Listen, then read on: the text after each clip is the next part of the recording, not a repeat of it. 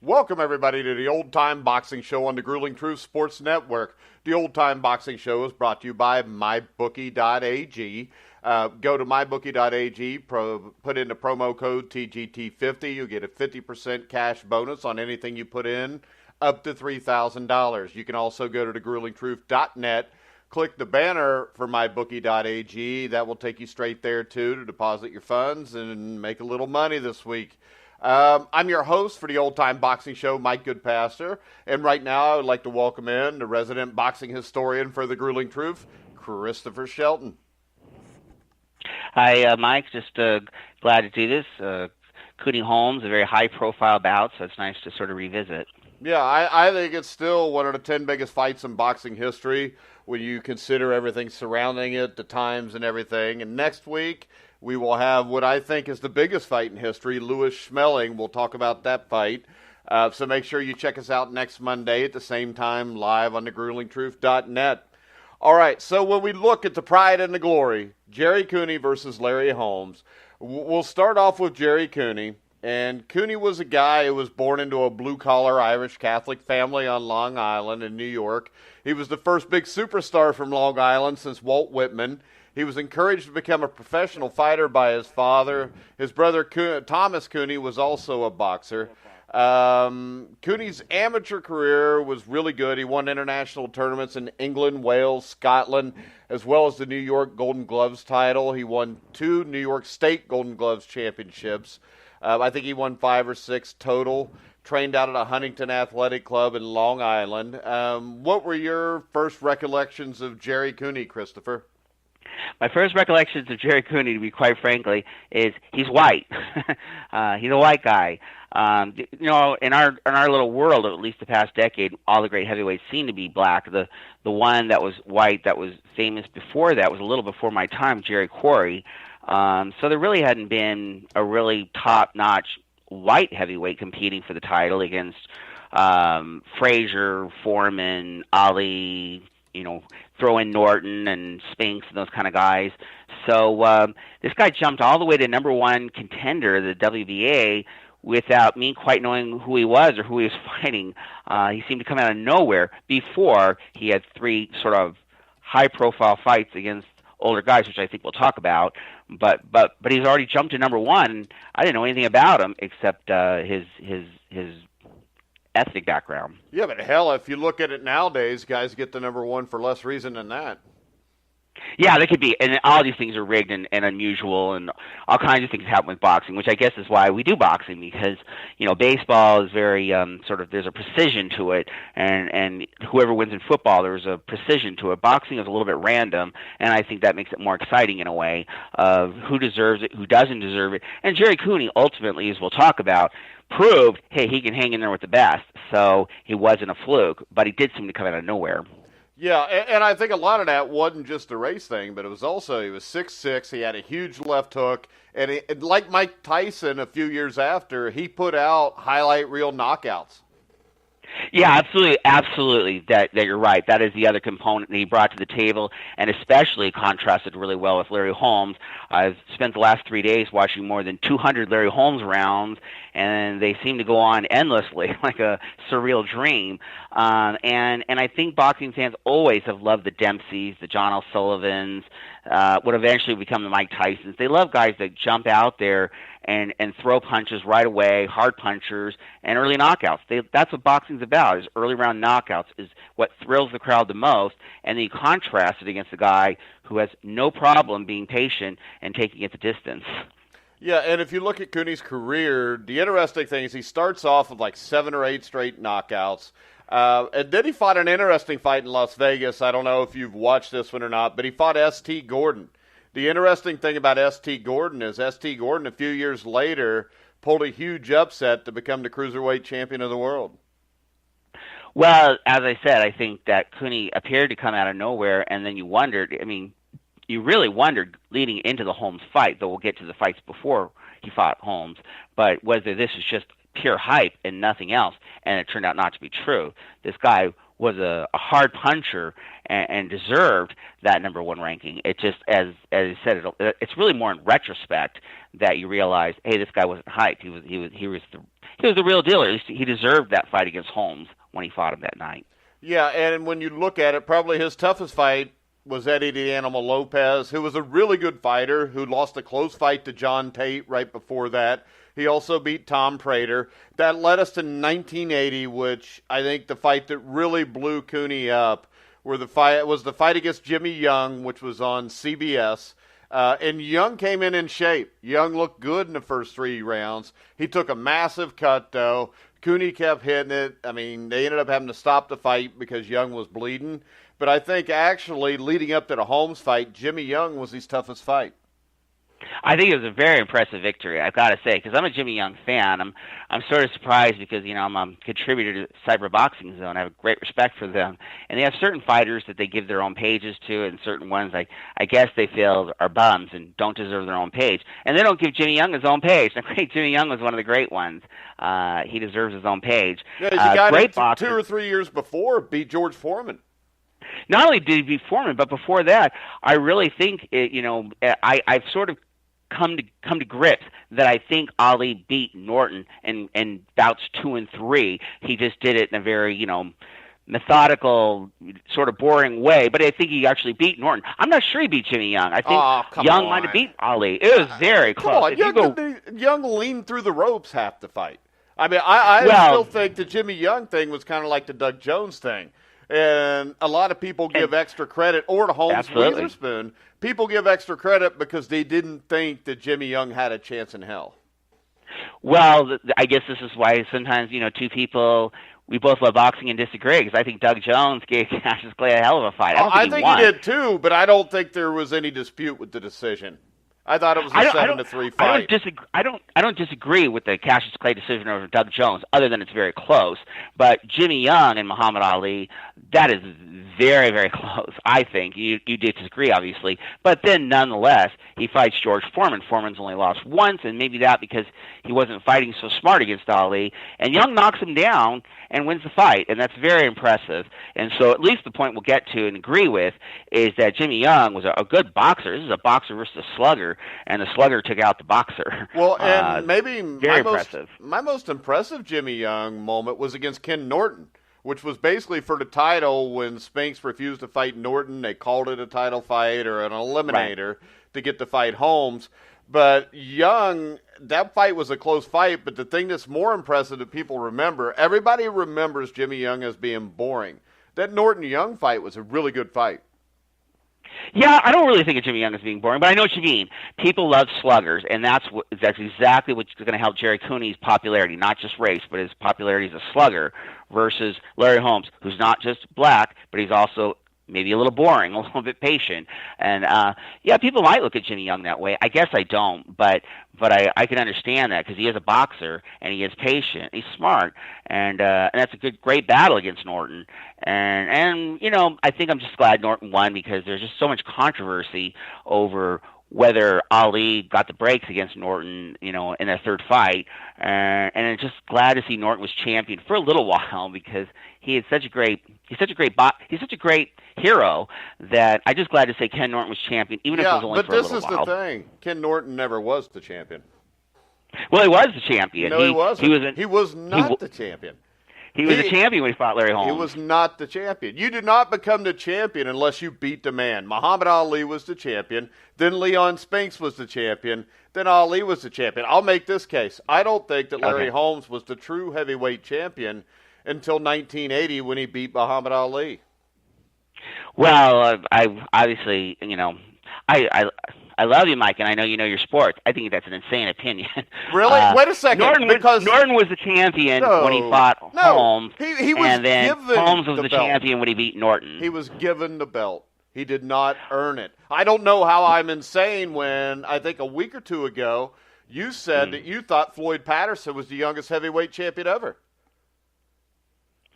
Did I say that? Well, I don't know that I said that. I would have thought, if you threw that at me, I'd say it was Tyson. But why would it be Tyson? Tyson was not the champion until he beat Michael Spinks. Just because some bullshit organization comes out and says that we're going to strip you. I mean, how can you strip Leon Spinks for giving an immediate rematch to a legend like Muhammad Ali? It was all about money. And what happened was the WBC and Jose Suleiman got Norton, Young, Holmes, Shavers, all to pay them money to basically let them fight for a bullshit title. Because the heavyweight champion of the world in 1978 was Leon Spinks for part of the year, and then from September on, Muhammad Ali. You can't have two champions. That's my whole point. You can never have two world champions. I'll tell you where we agree and disagree. Where we agree is they have these alphabet titles and that it's not clear like it is in other sports with boxing. But Leon Spinks lost to Muhammad Ali, and quite frankly, Muhammad Ali was pretty decisive. That was his last win. Yeah. So if nothing else, Muhammad Ali was champion again, in my mind, and then he retired, and then the organization anointed Ken Norton because there was so much controversy over the third fight. It's not true.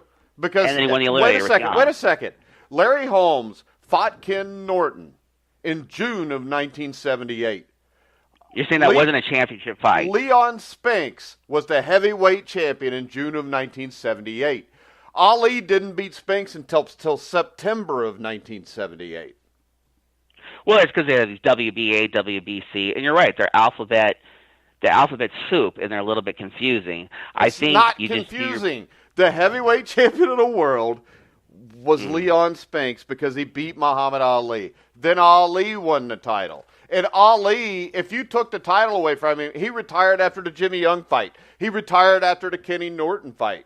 But he was still considered He retired more times than Elton John. You're right. And my point is this. 2 years later, he's fighting Larry Holmes almost exactly 2 years later. And if you go by Ring Magazine, which a lot of people do on the linear champions, they don't strip you until it's been at least 2 years. So Ali was the man. You're a great arguer, Mike. The only thing I could say is if you're saying that Ali was the champion, Holmes wasn't champion until he fought Ali. Holmes did not go into that fight as the challenger. He went into that fight as the champion. And you're saying he did not go into that fight as the champion. Yes, that's what I'm saying. He went into that fight as the challenger. No. I'm sorry. Muhammad Ali was the lineal champion until Larry Holmes beat him. And now if he never fights again... Why did they introduce one person first and the other person second, which is usually... You know what? This is the thing. Why did they introduce Larry Holmes first against Jerry Cooney? He was the champion. Well, no, that was. I think that was a little bit crazy, and I think there was things going on that Larry Holmes was unpopular, and I think Jerry Cooney had a lot of hype going into that fight. Answer me this question. Sure. When did Ken Norton become the heavyweight champion of the world? The way I looked at it, I thought they anointed him after Ali retired, after defeating Spinks. They didn't. They couldn't have, because Ali beat Spinks in September of '78. Holmes had already beaten Norton. But they are claiming, as the Norton-Holmes fight was occurring, that Norton was the champion and that Holmes how did he become the undefeated challenger. How did he become the champion? He was anointed. He did not beat somebody to become champion. He was anointed. He didn't beat Young, and that made him champion. They were doing it because Ali had retired. He hadn't. In June of 1978, Muhammad Ali was training to fight Leon Spinks. You just admitted Ali retired about 8 times, and now you're saying he didn't retire. No, because that's bullshit, Chris. Because in February of 1978, Leon Spinks beat Muhammad Ali. Ali didn't retire then. Ali took the rematch. Ali was training in Deer Lake, Pennsylvania in June of 1978 when Holmes fought Norton. So how did Norton become the heavyweight champion? Well, as I said, there's these alphabet, titles, and they make up more. There's more than WBA. You just said it. They made it up. They make up IBF. They do. It's boxing. Then he's not the champion. And then we debated or banter it back and forth. I think you're getting madder than I am about it. I'm not mad at all. What I don't understand... I'm all right about Norton. I'll just tell you my opinion. You could disagree. I just think they gave it to Norton because the third fight with Ali had so much controversy. So many people thought Norton won the fight and it was taken away from him that it just felt like, give it to him because he really won the fight. Now, I don't really think he did in retrospect, but I think at the time that was what had a lot of the motivation going on behind it. Then why didn't they give it to him sooner? Because the judges made the decision that Ali won the fight. And I think in retrospect, the judges were right. So what you're telling me is this: you believe Ken Norton was the heavyweight champion because yes. people thought that he had beaten Muhammad Ali, even though when he really didn't. Yeah, when you think he really didn't, but you're still willing to call him the heavyweight champion of the world. I'm just saying. I thought that's when I watch Holmes. Norton, I sort of go into it watching, not really as I'm going to debate with you, but I go into it watching it thinking Norton's the champion and that Holmes is the challenger. But you're right. There's a lot of kookiness going on, and it's not clear, like somebody wins a Super Bowl or somebody wins a World Series, who's champion at a given moment can be a little confusing. When Larry Holmes is champion, they were calling other people champions. No, because Larry Holmes was a champion because he beat Muhammad Ali. I don't fall for this shit. But eventually they said Tim Witherspoon's the champion, Pinklon Thomas is the champion. And neither one of them were ever champion. And all these other guys, they mentioned a lot of guys as champions. Berbick was champion, and no, he wasn't. They say a lot of these guys are champions. They weren't champions. It's confusing. You can't have no, that would be like playing the Super Bowl last year, and then after New England wins, have Atlanta play Pittsburgh, and they proclaim that winner the WBA Super Bowl champion. It could be. As I said, that's why football and baseball is a little more pure and boxing is a little bit more alphabet craziness. But I agree with you. I mean, essentially that part we're not disagreeing on. I felt that at some point Larry Holmes was the champion and somebody had to beat him to be the new champion, and I thought it was Michael Spinks that did it. But there were a lot of people called champion in between, and that's been going on all through boxing history. Yeah, but just because you call somebody a champion doesn't mean anything. That may be. That means nothing. You know what that means? That means that I've got to pay the WBC $100,000 to be able to fight for their title. That's what that is. And the thing is this. The people who perpetuate this and give credence to it are what causes it to continue. Because it's always going to continue. It's boxing craziness. Well, it's always going to continue because everybody continues to allow it to happen. I mean, does anybody in the world really think that Charles Martin was at one point the heavyweight champion of the world? No.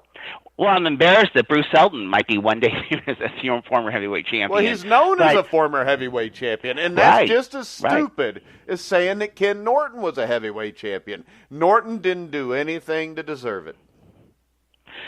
Well, he gave Muhammad Ali some great battles. He fought a eliminatory battle with Jimmy Young. You might be right. These things are what you bring to the table, which is when you have Cooney and Holmes, which is what we're going to talk about. There's people that bring their opinions and emotions into things. So you're right. There's Ken Norton. People liked him. Former Marine, gave Muhammad Ali great fights, beat him. Hell of a guy. Maybe that influences people saying, hey, give him his 6 months to be champion. And you're saying, you know what? Great guy. He doesn't deserve 1 minute to be thought of as champion. No, he doesn't. You're absolutely right that emotions play something into all of these things. Just like when you hear people talk about Mike Tyson as if he was Gandhi, people bring their emotions into the table. When you talk about Joe Louis, you're very passionate about Joe Louis. People bring their emotions into these arguments.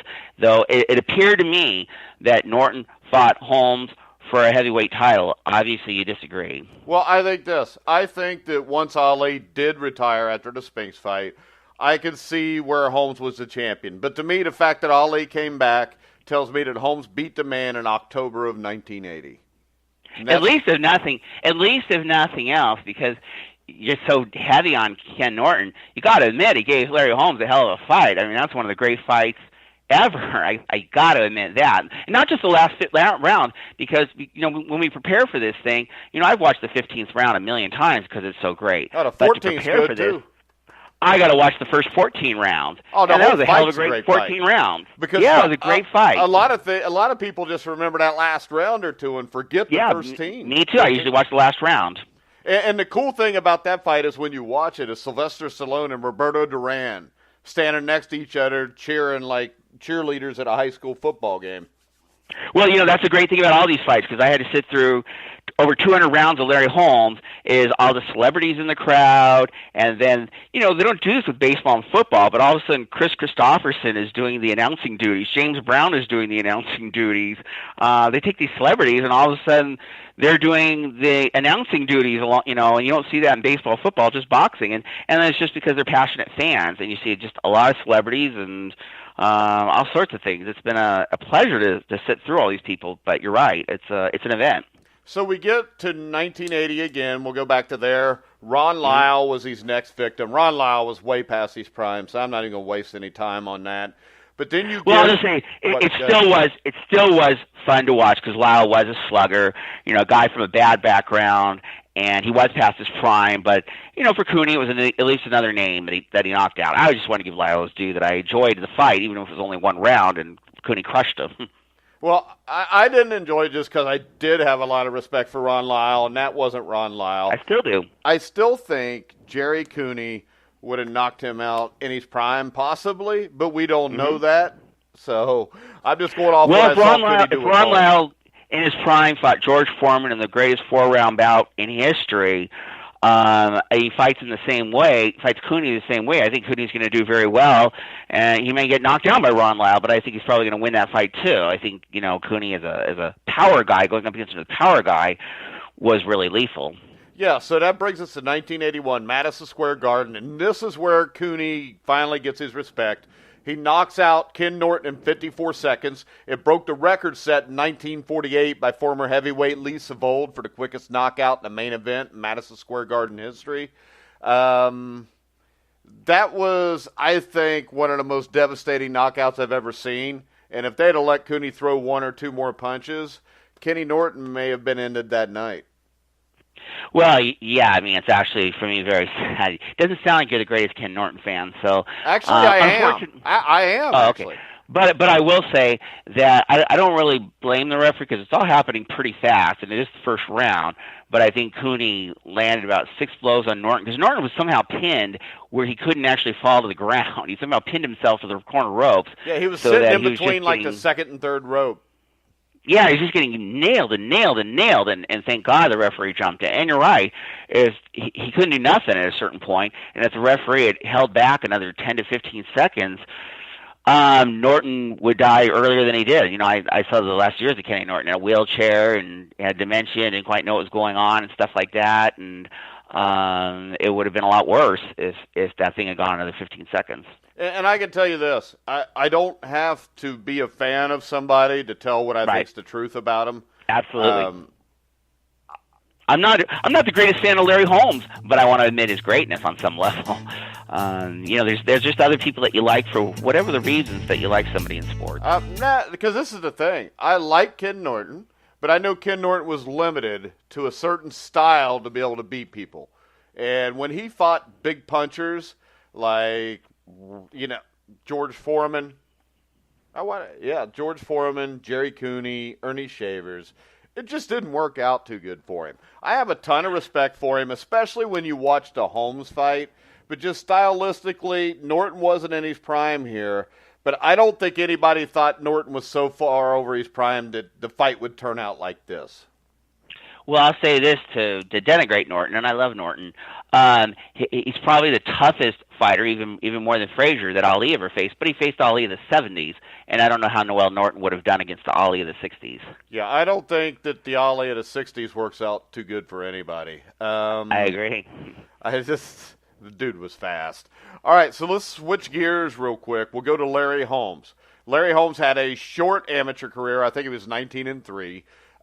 He's most known, and the reason people didn't really take him seriously until he first went over Ernie Shavers, I think, was his bout in the 1972 Olympic trials with Dwayne Bobbitt. Yeah, I always just knew him as Ali's sparring partner. I didn't even really know him as, he's a professional. He's actually serious about, contending or trying to be champion or something like that. He was Frazier's sparring partner too, but he was high profile as Ali's sparring partner. So it's like, Ali's sparring partner is fighting, and that's kind of really all I viewed him as. The guy from Pennsylvania, and that's just how you view him until you start, picking up victories. Yeah, and I think where he really burst onto the scene would have been in April 3rd. I think it was April of 1976. He beat Roy Tiger Williams by unanimous decision. Tiger Williams was a solid fighter. Holmes is again, no doubt a great boxer, and he was learning when he was sparring against these guys. Or he always says he just, he developed his own style too. uh, there's not too many. I had to watch a lot of Larry Holmes rounds. There's just not too many rounds that he's actually losing. He's got this jab, and his jab is like a weapon coming at you. That's way different than a jab you see too often. And it just keeps whipping and hitting you, and not too many people are actually winning rounds against him. Once in a while, somebody knocks him down, which didn't happen until later. But even then, he gets back up. But this jab of his is it's not just it gets in your way; it's a weapon. Yeah, and then he had an interesting fight against Fred Hoope, who was called Young Sanford, who Red Fox was actually the trainer for. And then 1978, I think it was March, he gets a shot against Ernie Shavers, which is supposed to be a title eliminator, to fight Ken Norton for the fake WBC Heavyweight Championship. And it was actually, this is a fight that when I rewatched it, I remembered Holmes just dominating the fight, and he did. He won every round. But it was actually a really exciting fight. I mean, Shavers didn't just stay there and take a beating. Well, we're going to do something the old-time boxing show fans are going to be surprised at. We're going to agree on something. I 100% agree that, in fact, Holmes went into that with still kind of really no reputation. Hearing Howard Cosell rail at this guy has, who is he, kind of? And meanwhile, the Ernie Shavers, he won on 2 of the 3 cards every single round, and Jimmy Young was doing unofficially and gave him every round. And then Ken Norton doing it unofficially, gave Shavers the 5th and 10th rounds. But either way, pretty dominant performance. And yet, it's not a dull fight. You keep thinking Shavers is going to do something, and they're fighting. And it is an exciting match for something that's completely one-sided and possibly a shutout. Yeah, and then that leads us to June 1978 against Ken Norton, which I think is easily one of the 10 greatest heavyweight title fights, if you want to call it a title fight. But I would call it one of the 10 greatest heavyweight fights I've ever seen. I just did that for you, Chris. But to me, it's one of the 10 greatest heavyweight fights I've ever seen. Holmes-Norton, they basically go in even to the 15th round, and they basically just stood there and traded the entire 15th round. It looked like a Rocky movie. Yeah, and it's really stayed with Holmes' reputation because as champion, he lost favor with a lot of people. He rubbed people the wrong way. People weren't crazy about his style, but everybody always went back to that fight with Norton, and especially that 15th round, and said, this is the Larry Holmes we wish we would see more often, and we're not sure we ever saw him again. Maybe you did, maybe you didn't, but that was an incredible fight, and it was a slugger versus a boxer, and it kept sort of having an ebb and flow to it. And I'm not sure it was dead even after 14 rounds. It was on the scorecards. No, it wasn't at least on 2 of them. Absolutely. No, I'm saying I kind of maybe would probably hedge toward Holmes a little bit. But anyway, the 15th round was great. It also had its ebb and flow, and there was a split decision, and Holmes won by 1 point on 2 cards, and Norton won by 1 point on 1 card. That's as close as you get. Yeah. And I think that's a fight that almost deserves to be a tie, but okay, I'll give Holmes the edge and say I'm okay about the outcome. All right, then after that, he gets a couple easy title defenses against Alfredo Evangelista, Ozzy Ocasio, and what looked like at Madison Square Garden on HBO, June of 1979, he gets to fight Mike Weaver. Mike Weaver was 19-8. Nobody gave him a chance. Not many people had even heard of him. And then Holmes and Weaver staged another epic fight. One of the great heavyweight fights you'll see, especially the last few rounds. Weaver catches him, gets him in trouble, and Holmes, as he always did, when he got in trouble, he fought back even harder. And the thing about him is, like when he was in trouble against Weaver, Shavers, Snipes, is it seemed like he would win the rest of the round when he would be hurt and almost out.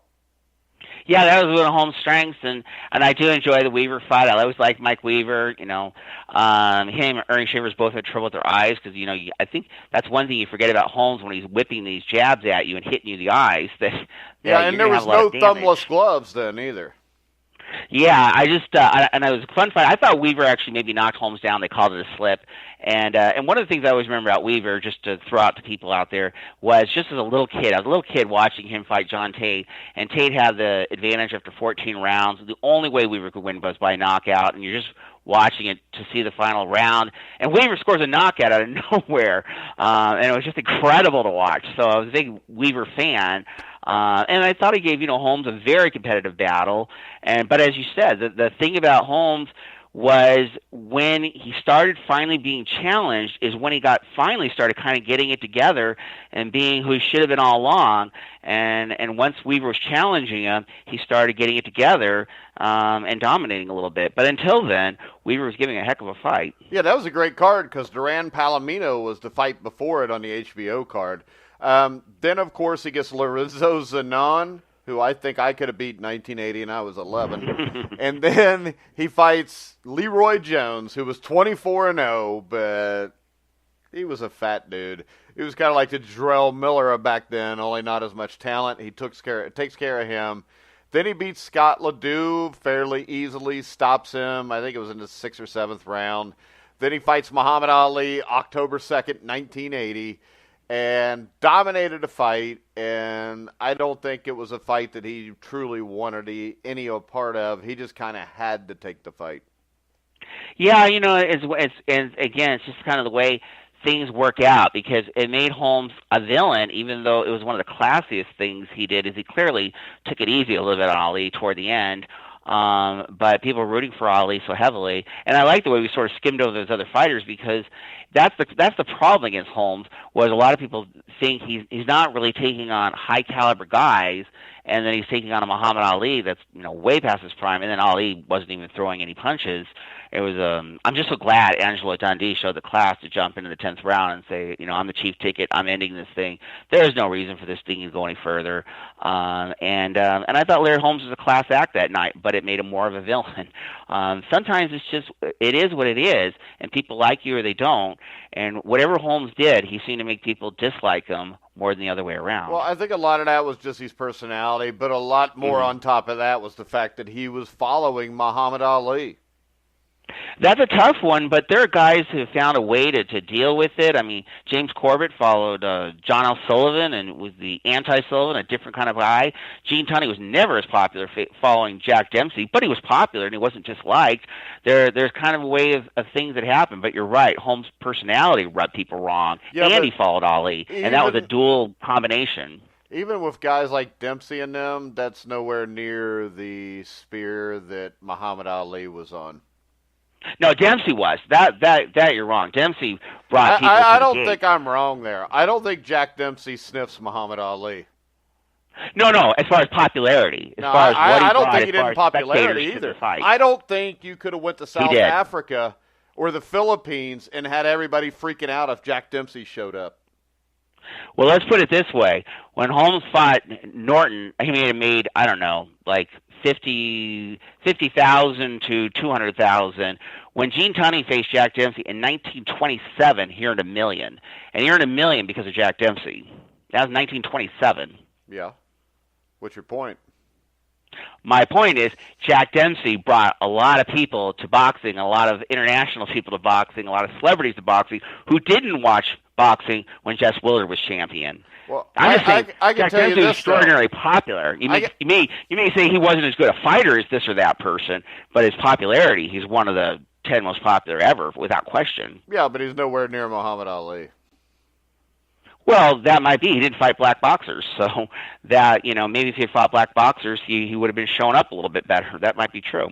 Well, or he would have got his ass whipped and never would have been that big anyway.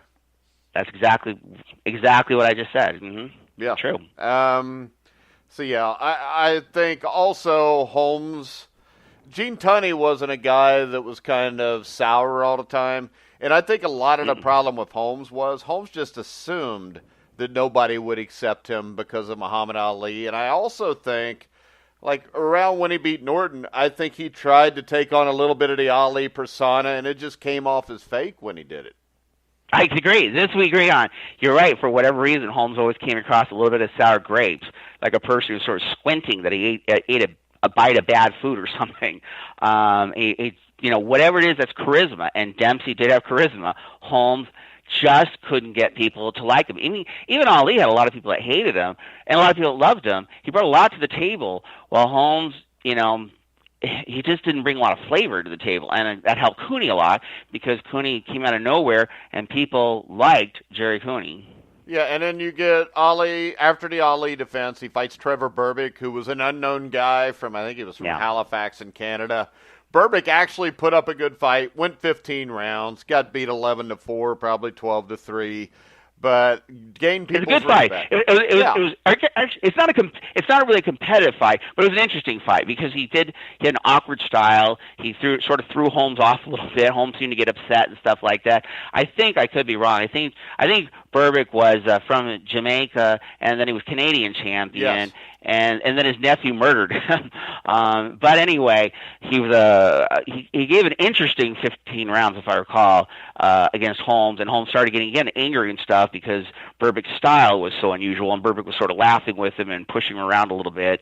And really, I have no problem with that because you don't really want to go into Larry Holmes' zone, so you might want to throw him off a little bit, and Berbick at least threw him off a little bit. Yeah. Then we get Leon Spinks. And the interesting thing about Spinks is even though he got knocked out in a round by Harry Coetzee, that was after this, I think. But a lot of people gave Spinks a shot against Holmes just because of the competition Holmes had fought.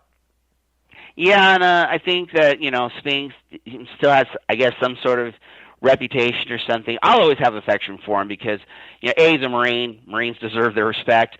And then B, I love the 1976 Olympics team, and he was a star, one of the stars of that team. There were a lot of stars in that team. That was an incredible team. And, he did beat Muhammad Ali the first time around at a time when it looked like Ali was getting a lot of breaks from the referees because of mugging and this and that. And but yeah, that was one of Holmes' most dominant fights. He cleaned the clock of Leon Spinks if Leon Spinks thought he was going to be champion again. Yeah, and then I think a fight that really made Holmes-Cooney blow up was when Holmes fought Snipes. Because Snipes lands the big punch. I think it was the 7th round, 9th round, right around there.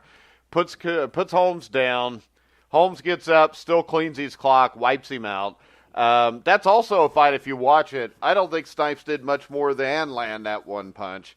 But it gave people hope that a big puncher like Cooney might be able to get to Holmes. That's another. Again, it's an interesting fight because Snipes, at least he was undefeated at the time, went at Holmes with a different kind of style, and it not really given much chance. Incidentally, just to mention it before, that I think Shavers had fought Holmes for the second time, and overall they went at each other for about 23 rounds, and maybe Shavers lost 22 of the rounds, but he did knock Holmes down. It was very dramatic when he knocked Holmes down. Yeah, I can't believe I skipped that either because that was a punch that would have killed a mortal man. Oh, absolutely. Anyway, and Snipes landed a hard punch and knocked Holmes down, and Holmes looked in real serious trouble and stuff like that. Snipes didn't quite know what to do to follow it up. And Holmes, Holmes, I will say, because how many great fighters do you think of when they get knocked down? Usually, you think they don't get knocked down, but Holmes could get up. And I've seen when boxers get knocked down, they usually just run around on a bicycle. He doesn't really do that. He gets up either throwing punches or throwing his arm out or leaning on the guy or doing all sorts of unusual things that's very hard to follow up on Holmes and knock him out. And Snipes couldn't figure out a way to follow up with his big punch, but it suddenly went from, why is Holmes taking on this easy guy? Because at the time, Cooney kept having shoulder problems. Cooney had been the number one contender for a couple of years, but you couldn't get him to fight Holmes. And Holmes took a big risk in fighting Snipes. He was willing to lose everything to fight Snipes and almost paid for it when Snipes knocked him down. But Holmes got up and won. All right, real quick, we're going to go check a word from mybookie.ag, and when we get back, we're going to talk a little Holmes and Cooney. We'll be right back after this message. Hey everyone, my name is Alex Golden. I am the host of the Courtroom Podcast, an NBA debate show here at The Grueling Truth. And I'm here with one simple message. If you're watching the games, it's time to start making money. The Grueling Truth has partnered with mybookie.ag, an industry-leading sportsbook website who reminds you that where you bet is just as important as who you're betting on. And that's why The Grueling Truth urges you to check out mybookie.ag. In addition to the usual thousands of odds, money lines, proposition bets, and futures offered on mybookie.ag daily, they also have in-game live betting and a mobile site that makes wagering on the go easier than ever. So join now, and mybookie.ag will give you a 50% bonus on first deposit for up to $3,000 in extra playing money. Just enter promo code TGT50. That's TGT50 to take advantage of this offer. Visit mybookie.ag, courtesy of the Grueling Truth Network, and enjoy winning today. MyBookie.ag. You play, you win, you get paid. All right, guys, we're back on the old-time boxing show on the Grueling Truth Sports Network. I'm your host, Mike Goodpaster, sitting here with Christopher Shelton. Want to remind everybody, go to www.thegruelingtruth. Click on the banner for mybookie.ag. You can bet on all the conference championship games this weekend, all the fights this weekend. So definitely go check them out. All right, Chris, we're to Holmes-Cooney. Cooney's Cooney went a year without fighting. He was really protected by, Rappaport and those guys. The fight was originally scheduled for March of 82. Had to be postponed until June because of an injury to Cooney's back. By 1982, Don King, Dennis Rappaport, who were both, especially Don King, we know he's a scumbag, began one of the most massive and racially toned campaigns in boxing history to raise public interest for a fight between these two guys. And the thing is this, I don't think it was racist that drove this fight. I think it was race. And what I mean is this. A lot of African Americans attached themselves in the past to Joe Louis, Sugar Ray Robinson, guys like that. White people did too. White people had their Jack Dempsey, their Rocky Marciano. And this was basically, it was a black versus white fight. I don't think it was racist in the tone that Jeffries and Johnson was. But I think people like to see, I guess it may sound bad, but they like to see their own kind do well. So go ahead. I think that's an interesting comment that you made, because you're right. That I think Larry Merchant or somebody was saying the same sort of thing, that he thought it was a racial fight but not a racist fight. Yeah, exactly. And I guess the only problems were for Larry Holmes, who always, again, as we spoke, has sour grapes and kind of feels that he's being let out and ignored, that they think they put on Time or Newsweek Jerry Cooney with Sylvester Stallone. Yeah. On the cover, but not him, and he thought, that's racist. But I don't know if it's racist or, again, as you said, there was a slugger versus a boxer, and boxing was looking for a slugger too. So there may be components going on. Yeah, and you had the Great White Hope, but the thing about the Great White Hope is Jerry Cooney could fight. A lot of people didn't think he could going into the fight, and the one thing I always heard about him was he was just a one-handed fighter. But the one thing I do know is that right hand hit Holmes a lot. It didn't hit like his left, but most guys can't punch as hard with their right as their left, or vice versa, according to whether they're right-handed or a southpaw. But when the fight started off, they entered a ring. I think that Cooney came into the Rocky music, and of course, Ain't No Stopping Us Now for Larry Holmes, McFadden and Whitehead. Love that song, by the way.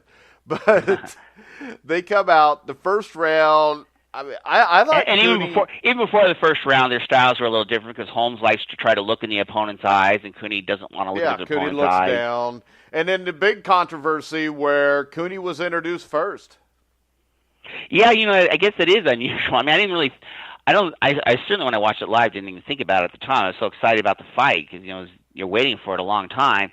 But as watching it in retrospect, I guess it is a little unusual, and maybe there was stuff going on against Larry Holmes. As I said, it's hard to know whether it's Cooney being popular because he's white, or being popular because he's a knockout guy, or Holmes is disrespected for being black, or disrespected because he's kind of a boring fighter in some levels. It's like I said, it's a weird combination of things, but ultimately it seemed like everybody was pulling for Cooney. And I even asked this guy, I was just walking down the street, and there's a guy that flipped signs for a pawn shop, and I just threw at him, what do you remember about the Coons? Cooney Holmes fight, and he said, I just remember that Cooney, kicked his ass. But that's what people remember now. That didn't happen exactly. But Holmes. You mean he said Holmes kicked his ass, right? No, he said Cooney. That's what he remembered. He remembered it completely different. Really? Because most people that I talk to tell me Cooney was a bum and Holmes dominated him. Well, we're going to probably discuss that and put that to rest. Though I will say this for our sponsor, who could be really happy with me. I laid down a lot of money on Larry Holmes, and I was in high school, and I had a lot of people taking Jerry Cooney, and I cleaned up on them. So I'm thankful to God Larry Holmes won that fight. But I will say that in retrospect, I think that Jerry Cooney gave a much better fight than you're right. Maybe a lot of people remember. Yeah, because I always tell people when they tell me that, I say, well, watch the fight. And then they watch the fight, and they come back to me, and they said, that was a hell of a fight. The first round, I thought Cooney edged it. It was pretty even. The second round, Holmes catches him, knocks him down. And the thing that stuck out to me there is there's only 26 seconds left in the round. And Sugar Ray Leonard for HBO saying, the fight's over. Holmes is going to end it here. Well, the other thing that stuck out with me, because I had to sit there and, for preparation with this, watch over 200 Larry Holmes fights, that even when he scored knockouts, he almost never knocked anybody down. So to knock Jerry Cooney down in the second round is dramatic, because Larry Holmes usually doesn't knock people down. Well, I think Sugar Ray Leonard did make a good point, though, because when the fight started, he said both of these guys look so tight, I think there could be a quick knockdown. And that's kind of what happened there.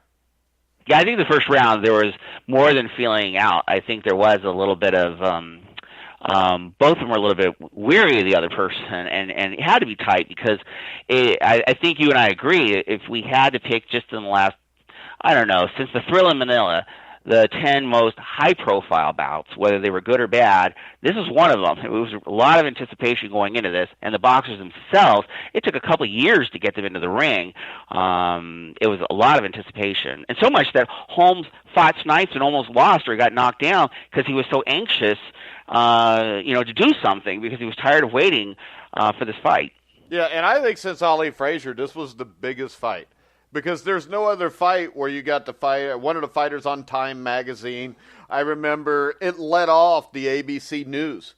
I mean, I would agree that this was maybe the most high-profile bout since the Thrill in Manila, and I would say the next one might be Tyson Spinks. I don't know, but I would say somewhere in that linear, that's a 10-year gap or something. I think Leonard Hearns, the first fight. Absolutely. No. Absolutely. I meant heavyweights, but you're absolutely right. Yeah, okay. I was dying when Leonard and Duran faced each other the first time. I couldn't stand it. My stomach was hurting waiting for the fight to start. Yeah, and that's how I was with this one. I love Jerry Cooney. I was in the Jerry Cooney fan club. It was in the back end of Boxing Illustrated magazine, and Holmes was a guy I never liked. I think it's because he knocked out all the guys I liked, like, Leon Spinks. I liked Ken Norton. I cheered for Norton in that fight, I believe. But I had a ton of respect for him. I knew how good he was. And when you watch these rounds, I mean, from the third round, after Cooney gets knocked down, Holmes, I thought, won the third. But from the fourth round to the seventh round, Cooney controlled the pace, but the thing that I think bit Cooney in the ass the most was I think he fought the fight at too big of a distance to be fighting Larry Holmes. Well, Holmes, that is one of Holmes' things, that he did that was very obvious that a Jack Johnson would do or Muhammad Ali would do, but he did it even more obvious. He would literally stick his arm out and figure out exactly where you were from his glove and kept it at a certain distance, and he did that consistently throughout his career. He's always measuring his distance, which is why he is such an intelligent fighter. It's just he didn't do much so that he was beloved. He didn't do much so that you liked him. But if you have to respect that he knew what he was doing, he had this jab, and he definitely measured his distance with everybody that he fought. Yeah, and I think the big thing that stood out to me is I interviewed Jerry Cooney back in June, which you can find on thegruelingtruth.net. And the thing that he regrets the most to this day was he went into that fight wanting to pace himself because he didn't know how long he could go either. Well, I think that might have been, if I had to say there was a flaw when I'm watching these things over and over again, it is that not only Holmes had fought a lot of fights, professional fights, before Cooney's first fight, but in the 2 years that Cooney was heavyweight contender, he only fought 6 rounds, while Holmes was fighting so much more, and it could have been a different fight if maybe Cooney had had a little bit more, a couple more fights, and a tough one that he wins. Might have been good before he faces Holmes. Well, I think the perfect thing would have been a 1981 WBA title fight against Mike Weaver. Yeah, it would be great for him to go up against a guy like Mike Weaver. Again, you go up against an experienced guy, a smart guy, and Cooney could have benefited taking on somebody who's a little more in their prime, who's awkward. Even taking on Trevor Burbick, who knows? Taking on some of these awkward guys, or Snipes, taking on some of these awkward guys that Holmes was taking on. Because I think you're right that one of the things Cooney just didn't have, I think, was he just wasn't ready for Holmes. And maybe if he had just been a little bit little bit, a couple more fights in him, I don't know if he'd had a different result, but I would have benefited him, I would think. Yeah, and when you look at it, you get to the ninth round. Cooney was tearing Holmes's body up, but some were going low. You get to the ninth round, he loses 2 points on a low blow. The thing that struck me about that low blow that I hardly ever see mentioned is the fact that Holmes's left arm is pulling Cooney down when Cooney threw the punch. Yeah, actually, it was a 1 point deduction. It was announced at 2 by the announcers, but they corrected themselves later, and so it was a 1 round deduction. And then he had another 1 round deduction in the 11th round. It was a low blow. It was a hard punch. It seemed like it deserved a 1 point deduction in my mind. In retrospect, even though I was betting on Holmes, which obviously is going to influence what I was thinking as a kid, I wasn't betting on him now, and it was a hard punch. And I don't think it was intentional or dirty, because really. It was just, but he landed a low blow, and I think it deserved the 1 point deduction it got. Yeah, and the one thing I didn't know when I started researching this, because I know that, like, the start of the broadcast, they showed police snipers on the roof of every major hotel surrounding the fight venue. I didn't know that there were white supremacist groups that had announced that they would have agents ready to shoot at Holmes the moment he entered the ring. Well, I didn't know about that, but I will say that, again, that's sad because it makes you're a Caucasian person and that you're rooting for Jerry Cooney, that it has some racial thing. It doesn't have to have any racial thing at all. There's only 2 guys in the ring. You're going to root for one over the other, but unfortunately when you have racist people, it sort of infiltrates all the other people who like Jerry Cooney and aren't racist. And there are white people probably rooting for Larry Holmes and black people rooting for Jerry Cooney. But you're fortunate, you're right, that this is one of the fights that took on a really strong racial tone. And that's too bad because in really ways it's a classic slugger versus puncher battle, and you don't want to forget that aspect was causing people to root for one person versus the other. Yeah, and it was 2 undefeated heavyweights fighting for the title. Similar to the fight in 1971. Now, I do not think it was anywhere near the level of the 1971 Ali Frazier fight, but there was just kind of a parallel we could draw there. And the fight to me was probably an even fight, not counting the point deduction, through 10 rounds. And then from the 11th round on, you can see Cooney really start to tire out quickly.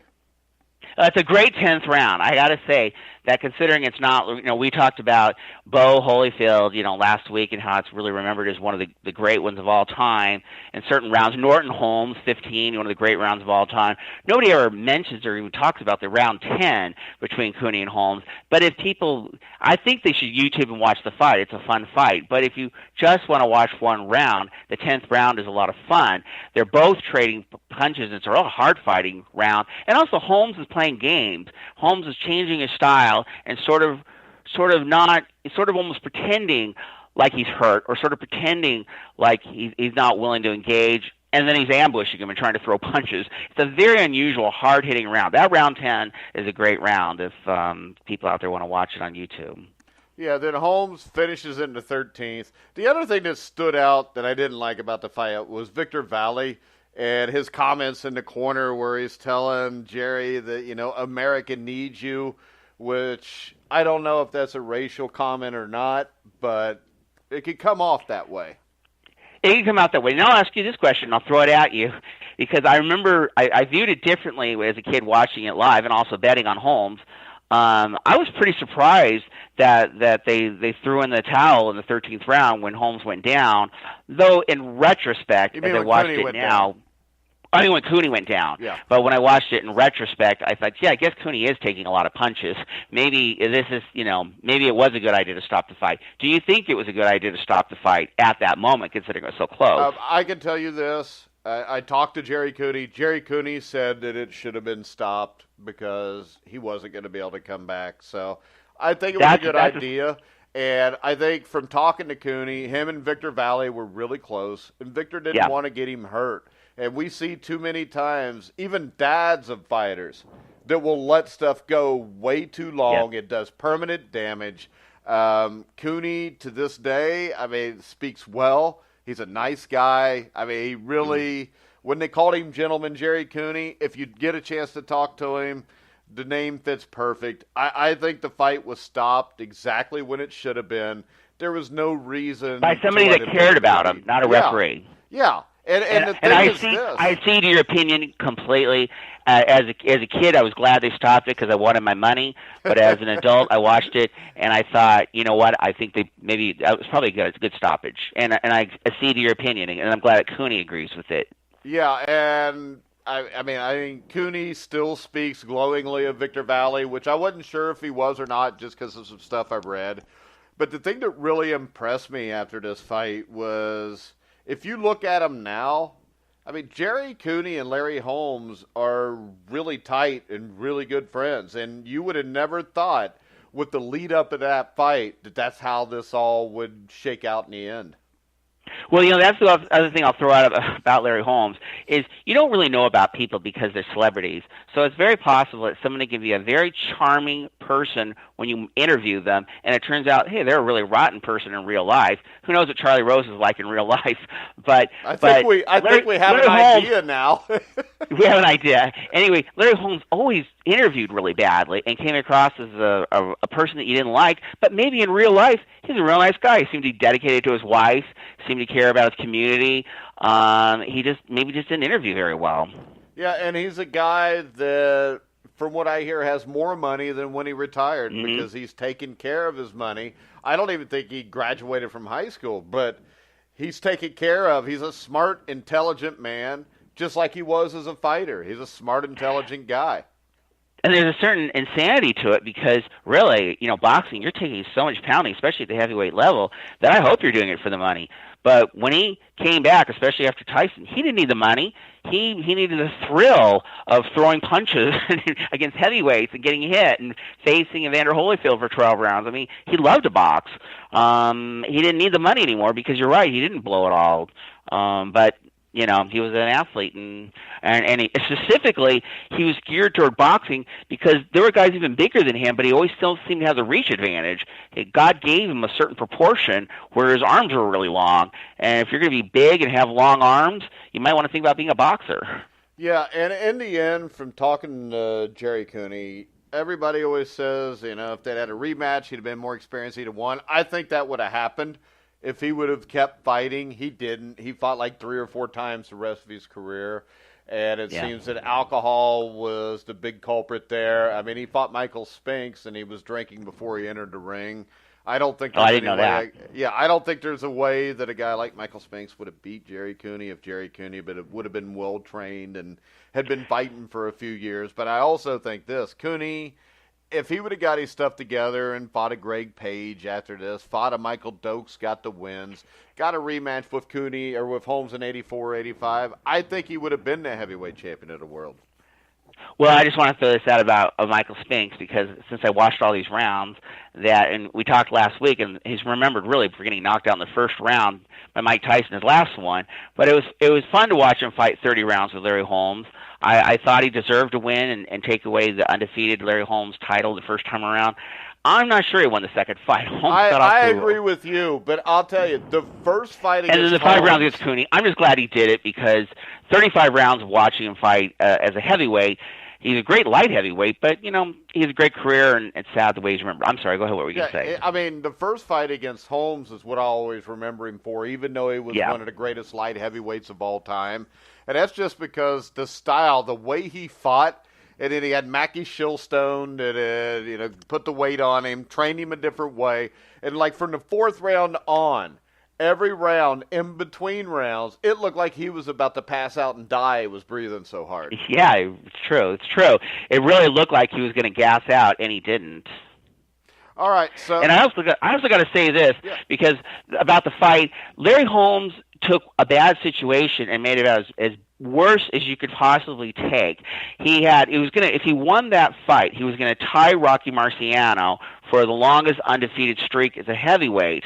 So Rocky Marciano's family shows up so that after Holmes supposedly wins, they're going to sort of anoint him, they're going to sort of the family passing on a legacy. But instead Holmes loses, and I do think he lost the first fight, and he goes in front of the family and says on camera, Rocky Marciano couldn't carry my jockstrap, which guaranteed, if everyone didn't hate him before, they hated him afterward. See, that didn't really bother me just That was because nasty. as an Because the athlete, family was there. Yeah, but the thing is The this: as an athlete, he was the heavyweight champion of the world for 6, 7, 8 years, and he just lost a really close fight that he thought he'd won. He's always thought that everybody was out to get him. And if you remember the interview after the second fight, they can kiss my big black behind. And I mean, he was never a real gracious loser. But I can tell you this, most great athletes I've ever seen or met or great competitors, they aren't. General Patton once said, "You show me a good loser, I'll show you a loser." Well, just throwing in my head, since again I know you're not the biggest fan of him, but Jack Dempsey was a very good loser. He walked over and gave Gene Tunney a couple of hugs, always said nice things about him. I don't think that made him a loser, but I agree that people are competitive, and I still think Holmes. There's just certain times you gotta try to keep it together. I know that Duran sometimes got criticized because he was so emotional after a fight, and then they interview him, and it is tough after a big loss, to have your act together. But unfortunately, it is what it is. He said really nasty things about Marciano in front of his family when they were trying to do something nice, and all he said was it made people dislike him more. Whether people should have, he wasn't beloved in the first place, and it just was a nasty thing to say and do. Though it is what it is. But did he say anything nasty about him? Yeah, he said he couldn't carry my jockstrap. That was true, though. Well, that I don't know, but the family was, and the family was there to do something nice. Well, I think 185, 188 pound Rocky Marciano would have had a real hard time with Larry Holmes. No, I'm just saying about legacy and how people were interpreting you, because I think Larry Holmes had, at least before the Spinks fight, had developed a reputation of, people maybe have been a little unfair to him. He's kind of the Lou Gehrig to Babe Ruth. Babe Ruth hit more home runs than any other team, but his teammate hit 47 home runs when he hit 60. And they thought, Larry Holmes is a great champion. He's just had to follow Muhammad Ali, and it's very tough. But he's done it with a lot of, certain kind of class. He certainly won. I just think he lost a lot of goodwill. Maybe not as people with you that, realize sports and says, you know what, you're going to have a bad reaction. You stick a microphone in somebody's face right after they lose, and they may not say something nice. But unfortunately, that's what the public, remembers. And all I said is I thought it made him even a little bit more unpopular. And this is a guy that wasn't exactly popular, and I think he ruined his Lou Gehrig image. I think I had a Lou Gehrig thing going on, and I thought he lost that with the comments. Well, I mean, it's Larry Holmes. It's the way he was his whole career. I mean, you can't really expect him to change it. And my lasting impression is when he's, almost 60 years old, just beating the hell out of Butterbean. Well, Butterbean knocked him down in the 10th round. It was amazing to see Butterbean go after 4 rounds. And I also say this again for Holmes, it did take a certain amount of bravery to go in, as an older fighter, it's like 30, 40, somewhere around 80, 40, fighting Mike Tyson in Mike Tyson's prime, when Mike Tyson's hand speed is so superior and so ferocious. And Holmes at least kind of held in there for 3 rounds.